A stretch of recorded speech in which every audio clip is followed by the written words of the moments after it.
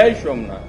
ભારતભરના 12 જ્યોતિર્લિંગના પ્રથમ જ્યોતિર્લિંગ આપણા સૌની અડગ આસ્થા અને શાશ્વત ચેતનાના પ્રતીક સોમનાથ મંદિર પરના બર્બરતાપૂર્ણ હુમલાના 1000 વર્ષ 2026ના આ વર્ષમાં પૂરા થાય છે.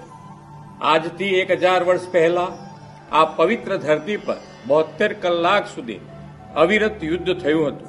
આ યુદ્ધ સામે ભારતની એકતા, આસ્થા અને આત્મબળ અતૂટ રહ્યા હતા. સોમનાથનો ઇતિહાસ વિનાશ સામે શૌર્યથી અડીખમ ઉભો રહીને પુનઃનિર્માણની ભવ્ય ગાથા બનીને આજે આપણી સામે છે. કરોડો શ્રદ્ધાળુઓની અતૂટ શ્રદ્ધા અને આસ્થાના એ બળને વડાપ્રધાન શ્રી નરેન્દ્રભાઈ મોદીની પ્રેરણાથી સોમનાથ મંદિરમાં 72 કલાકના ઓમકારનાદ દ્વારા સમગ્ર ભારતીયોમાં જાગૃતિ કરવાની અને સોમનાથ સ્વાભિમાન પર્વથી અખંડ સોમનાથ, અખંડ ભારત માટે સંકલ્પિત થવાની આપણને તક મળી છે. ઓમકાર એ માત્ર મંત્રધ્વનિ નથી, સમગ્ર બ્રહ્માંડની મૂળ ઉર્જા છે. આ મંત્રનાદ આપણને આત્મવિશ્વાસ અને રાષ્ટ્ર ચેતનાની નવી દિશા આપશે.